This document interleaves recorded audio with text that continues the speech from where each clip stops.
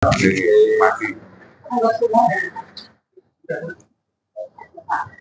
Kamar mandi ya. Nusul aja nggak apa-apa. Nusun. Satu aja satu. Dimulai nggak? Ini. Dari situ Pak. Nusut.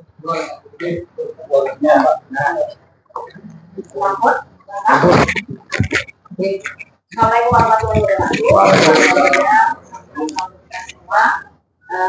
Yang kami hormati Bapak Ibu dari Universitas UNKM, kemudian Pak Bayu dan juga Mas Agung selaku pengawas kemenangan, serta Bapak dari kepolisian dan juga mungkin yang di sini. Selamat datang kami ucapkan.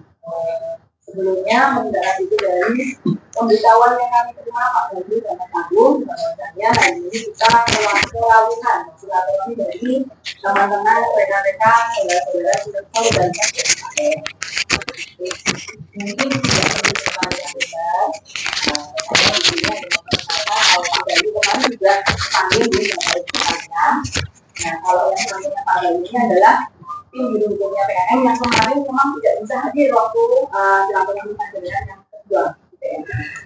Jadi kalau selanjutnya, mungkin dari tim solidaritas lebih dahulu yang mau menyampaikan, silakan. Pak Pras? Oh, ada. Selesai ya. Baik, terima kasih. Assalamualaikum warahmatullahi wabarakatuh. Rekan-rekan semuanya, baik dari pimpinan atau perwakilan ULAM yang saya hormati, mohon maaf, pertama saya sebut saya datang secara tiba-tiba karena kebetulan kita ada beberapa agenda silaturahmi. Yang pertama di rumah Presiden, sekaligus mengirim kado ulang tahun di beliau yang bertepatan dengan tanggal 21 Juni.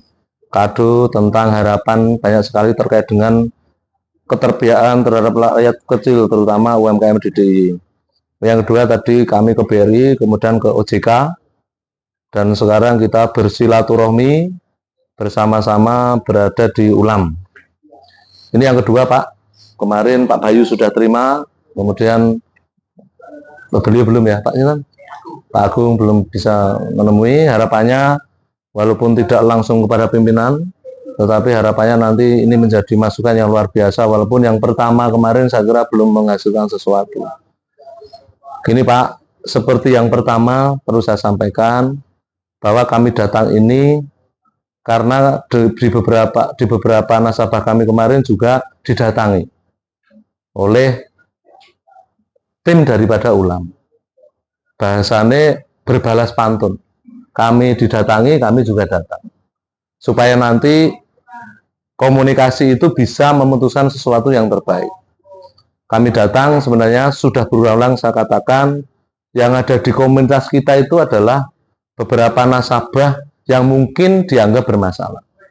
Mereka tidak lancar untuk melakukan angsuran dan lain sebagainya. Tetapi perlu saya ulang sekali lagi, mereka punya mental, tidak mental berupa moral hazard. Mereka masih punya komitmen untuk melakukan pembayaran. Sampai ekstrim saya katakan, utang itu harus dibayar karena utang dibawa mati.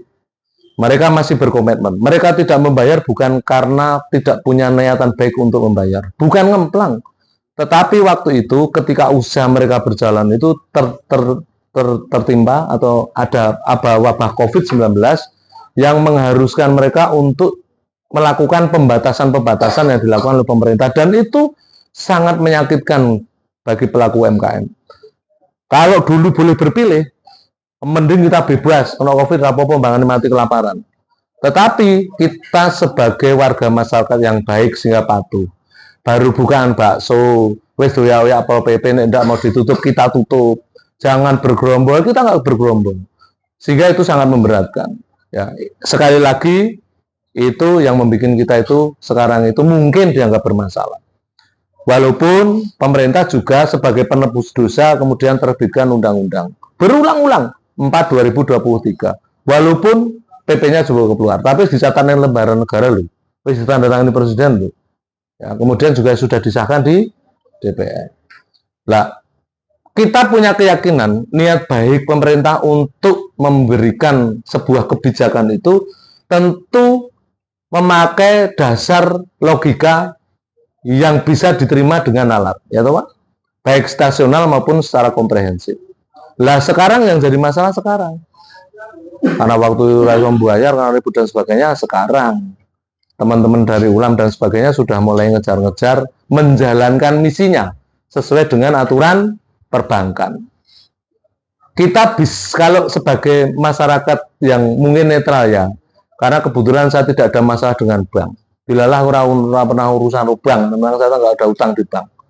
Cuma kalau dari kacamata netral, dari bank mungkin benar menjalankan aturan undang-undang perbankan. SOP-nya jelas, bayar kayak SOP ancam lelang. Kemudian kita juga punya alasan yang jelas karena kita dilindungi oleh undang-undang. Kemudian yang kedua, sebenarnya perlakuan terhadap teman-teman itu tidak bisa diperlakukan sama dengan nasabah lain. Bukan diistimewakan, Pak. Bukan diistimewakan. Tetapi diperlakukan beda. Karena ada kondisi waktu itu sehingga tidak bisa ngangsur dengan normal. Lah, karena saking bingungnya kita, ini betul, payung hukumnya dan sebagainya, kita minta petunjuk, Pak. Berduyun-duyun datang ke DPR. Sebagai rumah rakyat, orang-orang yang istimewa kita pilih untuk mewakili aspirasi saya, aspirasi teman-teman, kita minta petunjuk. Kasus seperti ini, piye, hei Dewan. Dia katakan, ya wis, sepakat, ada dari BRI, ada KPKNL, ada OJK, macam-macam kumpul di sana, diputuskan, kemudian DPR mengeluarkan surat edaran yang diberikan kepada seluruh bank, termasuk koperasi. Hei bank, hei koperasi, menghadapi nasabah-nasabah terkait dengan kredit macet karena COVID-19 ini caranya begini loh, tidak boleh dengan bahasa kata-kata sita lelang. Kedepankan negosiasi persuasif, jangan intimidasi. Jelas tulis di situ. KPKNL melu-melu, jangan sita lelang dan sebagainya. Dan itu sudah kita kirimkan termasuk di ULAM. Faktanya Pak, di lapangan beda. Masih banyak sekali yang datang-datang dengan bahasa-bahasa begitu, turu wae nang pabrik watu, dicorek-corek tulisannya dan lain sebagainya, apa UMKM, orang apa-apane dan lain sebagainya. Jejak digitalnya masih karena teman-teman melakukan rekod ketika terjadi peristiwa tersebut. Ono Pak Teguh, ono Bu Titin dan lain sebagainya, mungkin nanti akan bercerita. Maksud saya begini Pak. Oke, teman-teman menjalankan misi, barusan kita ke BRI, hampir match ya. Karena tadi kita dialog di sana. Harus ada kebijakan. Karena COVID-19 itu juga sesuatu hal yang tidak bisa kita tolak karena posisinya pos mayor. Kalau dalam kondisi genting seperti itu sebenarnya tidak semuanya harus kenceng-kencengan memberlakukan aturan undang-undang. Persuasif dan lain sebagainya. Saya cuma meminta PP itu memang menjadi hakim yang seadil-adilnya untuk menengahi konflik yang terjadi. Saya kenceng-kencengan karena saya juga punya dasar, dari bank punya dasar, perlu yuri. Yurinya adalah pemerintah. Kami masih bersabar Pak, untuk bisa bertemu dengan Wapres. Sampai berulang-ulang kita ya. Dan juga mundur. Insya Allah di akhir bulan atau bulan depan itu kita sudah bisa ketemu. Kemudian dari DPR juga bersabar semua. Kita juga bersabar, dari bank seharusnya juga bisa bersabar untuk memberikan kebijakan khusus kepada komunitas UMKM juga yang harus diperlakukan secara khusus, bukan istimewa. Bagaimana batas kemampuan ngangsur dia sesuai dengan kemampuan sekarang. Bagaimana ketika wis ora iso ngangsur tenan ya asetnya mendidol dhewe atau dilelang. Ini akan terjadi kalau ngono kuwi Pak, kejadian seperti yang BRI kemarin. Utang tinggal 300 juta, nilai asetnya 4 miliar, pemenang lelang 700 juta hanya tunggal, kemudian otomatis sudah berpindah tangan atas nama. Ya aku rasanya nyalahke, mungkin pasang hati, kemudian dia melakukan itu. Tapi dari segi keadilan kan sangat tidak adil. Bagaimana kita yang sudah jatuh tertimpa tangga, sudah kena lagi terkait dengan aset kita satu-satunya yang mahal, kemudian dijual dengan sangat murah dan dirampas, dan tidak pernah ada konfirmasi tentang sisa sampai sekarang. Nah, oleh karena itu, Bapak yang terhormat yang mewakili ULAM ini, kami datang di sini untuk bersilaturahmi, menyamakan persepsi. Harapannya nanti kita bisa berpikir dengan hati nurani, paling dalam. Bagaimana kita menjadi warga negara yang sama, orang-orang Indonesia menjadi warga negara yang sama, warga masyarakat Jogja yang terikat dengan etika dan budaya juga aturan. Kemudian juga kita sebagai warga Yogyakarta yang menjunjung tinggi sebuah komitmen. Dari DPRD jelas-jelas sudah sampaikan pada waktu itu. Dan saya sudah sampaikan juga ke Pak Bayu waktu itu, mungkin sudah bisa menerima salinan dari DPRD tentang himbauan itu. Saya cuma kepingin teman-teman bersabar untuk menunggu petunjuk sebagai juri yang terbaik bagaimana sebenarnya nanti regulasinya. Kemudian dari bank juga untuk bersabar, jangan memaksakan diri untuk melakukan intimidasi terhadap nasabah ulang yang dianggap saat ini bermasalah. Mungkin itu yang perlu saya sampaikan sebagai awal sebelum teman-teman lain menambahkan. Intinya mudah-mudahan pertemuan ini nanti akan menghasilkan sesuatu. Walaupun ketoknya kayak musuhan debatnya Pak. Tapi biasa tuh Pak. Itu. Ini rembuk dewasa bukan musuhan. Itu biasa. Ada musuhannya gelut teman-teman kan tidak. Artinya nanti saling memberikan argumen dan lain sebagainya. Ujung-ujungnya bukan perbedaan tetapi persamaan. Rumusnya itu sama dengannya urusan nasabah selesai. Kan gitu.